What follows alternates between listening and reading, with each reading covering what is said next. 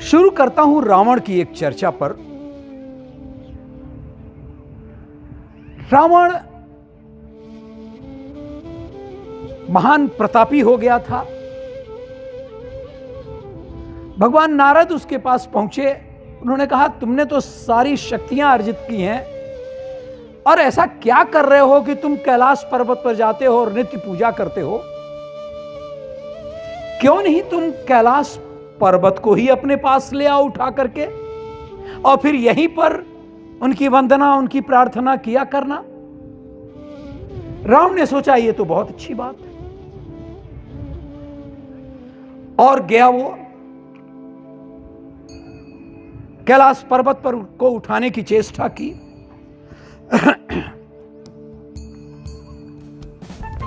थोड़ा सा कैलाश पर्वत थोड़ा सा कंपायमान हुआ, थोड़ा सा हिला। अरे कौन है ये धृष्ट, क्या हो गया है? पार्वती जी ने पूछा। उन्होंने कहा, रावण को अपने शक्ति का अहंकार हो गया है। उन्होंने कहा, घबराओ नहीं, मैं थोड़ा अपने अंगूठे को रोक देता हूं जमीन पर। और इसी बीच में उसका हाथ कैलाश पर्वत के नीचे दब गया।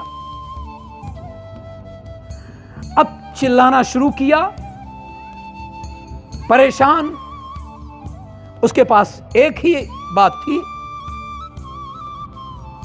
वंदना की, प्रार्थना की, जो सहज ही इस भाव को भी, क्रोध भाव को भी, इस अहंकार भाव को भी वो हटा सकते थे। और उसी समय का वक्त है कि जब उन्होंने शिव तांडव स्तोत्र की रचना किया, गाया भी। मैं उसके 2 श्लोक मैं पढ़ के सुना दूं, उसके बाद फिर आगे बढ़ूंगा मैं। जटाटवी गलज्वल प्रवाह पावित स्थले गलेवलंब्य लंबिता भुजंग तुंग मालिकाम डमड्डमड्डमड्डमन्निनादवड्डमरवयं चकार चंड तांडवं तनोतु न शिवा शिवम् जटाकटाह संभ्रम भ्रमन्निलिम्प निर्झरी बिलोलवीचि वल्लरी विराजमान मूर्धनि धगद धगद धगज्ज्वल ललाट पट्ट पावके किशोर चंद्रशेखरे रति प्रतिक्षणं मम धराधरेन्द्र नंदिनी विलास बंधु बंधुर सुरदिगंत संतति प्रमोद मान मानसे कृपा कटाक्ष धोरणी निरुद्ध दुर्धरापदि क्वचित दिगंबरे मनो विनोत मेदु वस्तुनि। 14 श्लोक हैं।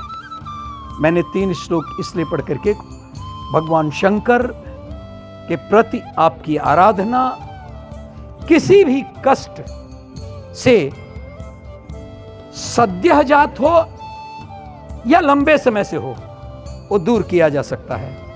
आइए एक दूसरी कथा कहते हैं। एक बार लक्ष्मण ने अपने भाई श्री राम से कहा, भैया आपने अहिल्या को अपने चरण का स्पर्श जो करा दिया और वो पुनः एक ममतामयी, सौंदर्यमयी फिर से नारी बन गई, लेकिन वो तो भ्रष्ट थी, ये तो आप भी जानते थे। फिर क्यों किया आपने, मैं आपसे जानना चाहता हूं। भैया लक्ष्मण, स्त्रियां अबला होती हैं। क्या कर सकती थी अहिल्या? जब इंद्र ने गौतम ऋषि का रूप लेकर के उनके घर में प्रवेश कर लिया और यह बात थोड़ी ही देर में गौतम ऋषि आकर के देखे और उन्होंने शापित कर दिया और वो पत्थर बन गई। भाई लक्ष्मण, ये बात मैंने इसलिए भी स्पर्श करना उचित समझा, मैंने भी एक बड़ी गलती ऐसे ही की थी।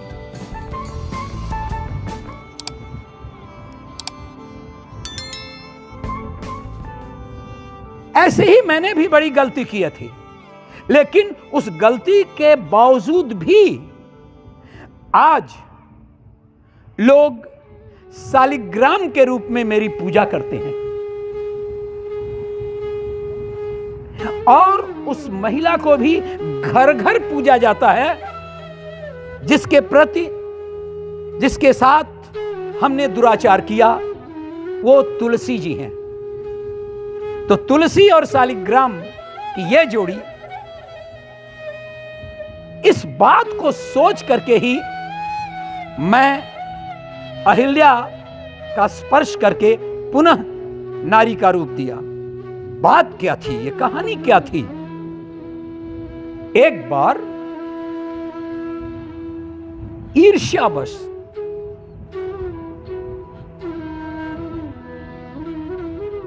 देवराज इंद्र जा रहे थे भगवान शंकर से मिलने, जा रहे थे या उनका अहंकार जा रहा था। वह भगवान शंकर की कुछ परीक्षा लेना चाहते थे। साथ में देवगुरु बृहस्पति जी मिल गए।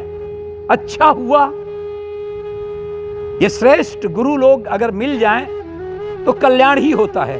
तो देवगुरु बृहस्पति साथ हो लिए इंद्र के साथ। जब वहां जा रहे थे, ये बात भगवान शंकर जी को ये ध्यानस्थ होकर के पता लगा लिया कि आ रहा है ये इंद्र। मैं बहुत इसकी चर्चा नहीं करूंगा, वरना देवता लोग केवल स्वर्ग लोक में भोग के लिए जाते हैं, पंडित जी ने भी कहा। और तुलसीदास जी ने तो इन देवताओं की बड़ी मजम्मत की है, आप लोग जानते होंगे पंडित जी। मतलब इससे बुरी चर्चा तुलसीदास जी के द्वारा देवताओं की नहीं की जा सकती। छोड़िए बात। अब भगवान शंकर ने कहा ये आ रहे हैं हमारे पास, तो मैं ही क्यों नहीं मार्ग में चला जाऊं। और एक अवधूत बड़ा विशाल शरीर,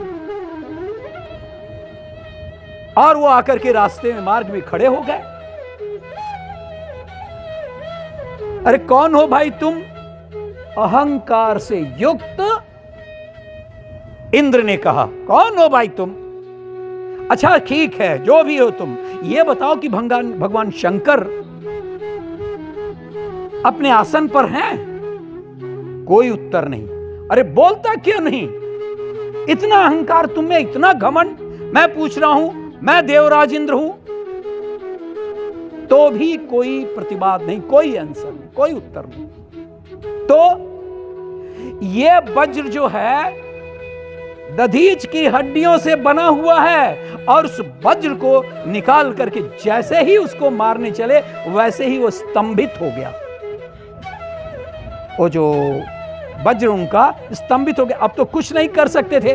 और उनके आंखों में एक विचित्र सी क्रोधाग्नि की ज्वाला धधक उठी। बृहस्पति जी समझ गए अब सब गड़बड़ हो गया, बर्बाद हो गया। अरे खुद तो प्रणाम किए ही साष्टांग, और इंद्र को पकड़ करके उनका गला और नीचे उनके चरणों में गिरा दिया और कहा ये तो महाराज देवाधिदेव भगवान शंकर हैं, प्रभु हमसे गलती हो गई। अब ये जो आपकी आंखों से जो अग्नि की ज्वाला निकल रही है, इसे कैसे भी शांत कीजिए, सब जल करके भस्म हो जाएंगे। भगवान शंकर तो आशुतोष उसके अहंकार को पी गए, लेकिन अग्नि की ज्वाला जो उनके आंखों से निस्सरित हो रही थी, उसका क्या करें?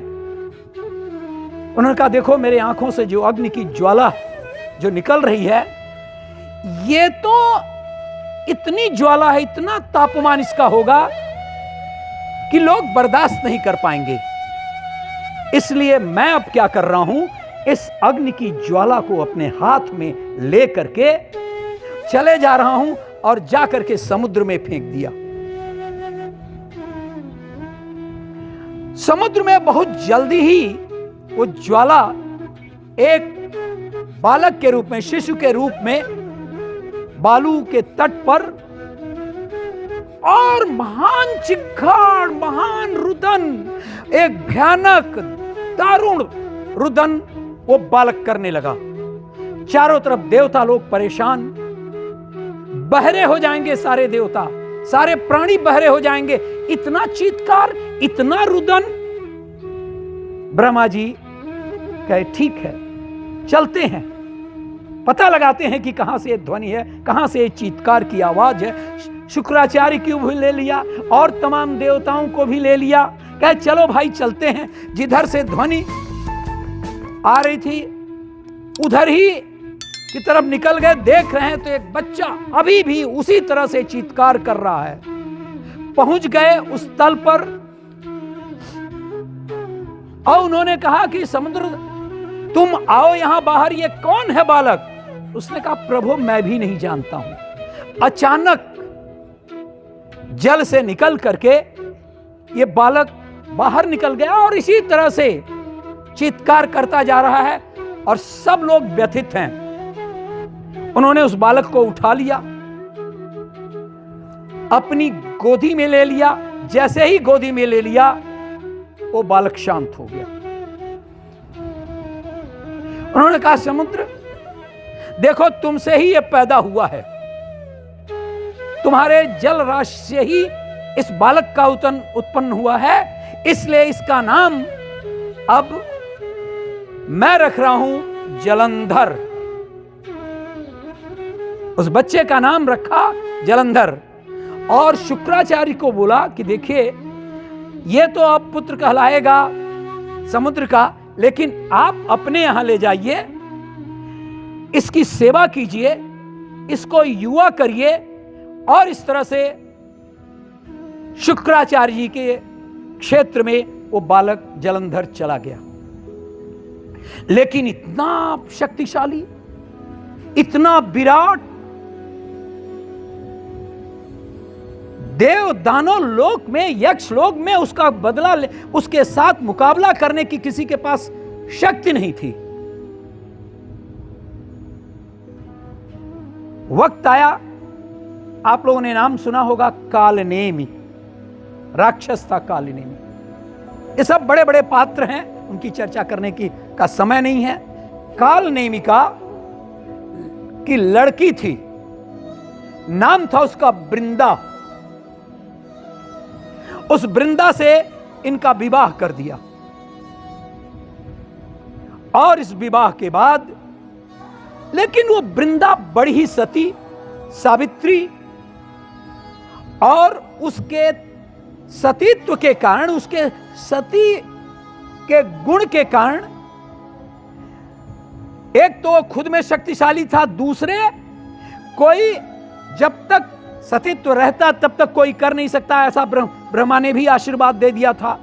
अब वो सीधे गया इंद्र के पास, इंद्र को हटाया, अपना आसन कर लिया, सारे जो भी बलशाली देवता थे सबको हटाया, और तो और वो चला गया विष्णु के भी पास, भगवान विष्णु के पास। भगवान विष्णु के पास लक्ष्मी जी थी, नियत उसकी बुरी थी, नियत उसकी बुरी थी। अब उन्होंने कहा लक्ष्मी जी देखो, अच्छा ये किसी देवता के पास शक्ति नहीं थी जो जलंधर का प्रतिरोध कर सके। मैं बात भगवान विष्णु की कर रहा हूं, मैं बात करने जाऊंगा भगवान शंकर की भी। अब लक्ष्मी ने कहा कि मैं भी जल से उत्पन्न हुई हूं और आप भी जल से उत्पन्न हुए हैं, इसलिए हम दोनों भाई बहन, कृपा करके भाई और बहन का इस पवित्र रिश्ते की रक्षा कीजिए। लौट गया। उसने कहा अब केवल भगवान शंकर हैं, और भगवान शंकर के पास पहुंचा पार्वती को अपनाने के लिए। पार्वती जी को, जब पार्वती जी को अपनाने गया तो भगवान शंकर को पता चला, उसने कहा युद्ध ही रास्ता है, युद्ध ही मार्ग है उसका। और भगवान शंकर और खूब युद्ध हुआ, लेकिन शंकर जी पराजित नहीं कर सके जलंधर को। उसके बाद विष्णु जी के पास लोग गए, कुछ तो उपाय ढूंढिए। उन्होंने कहा मैं समझ गया, अब इसका अत्याचार लंबे समय तक नहीं रहेगा। और उन्होंने क्या किया, उन्होंने कहा कि इसका मूल ताकत है, मूल शक्ति है वृंदा, इसलिए वृंदा के सतित्व को भंग करना चाहिए। और वो भगवान विष्णु जलंधर के रूप में वृंदा के पास पहुंचे और वृंदा के सतित्व को भंग किया। और जैसे ही वृंदा का सतित्व भंग हुआ और उधर भगवान शंकर तो युद्ध में थे ही, जलंधर मारा गया। और तब जब उनको पता चल गया कि ये तो हमारा पति नहीं है, उन्होंने भी अपना रूप लिया। उन्होंने कहा कि मैं विष्णु हूं और देखो तुम इतना सतित्व के कारण वो बचा हुआ था, लेकिन वो तो बाहर उतना ही आतताई है, भ्रष्ट है, इसलिए तुम कार्य साथ हमें यहाँ आना पड़ा। और उसी समय अपने स्वयं के अग्नि से उनको भस्म कर दिया, अपने आप को भस्म कर दिया। उस भस्म से एक पौधा निकला।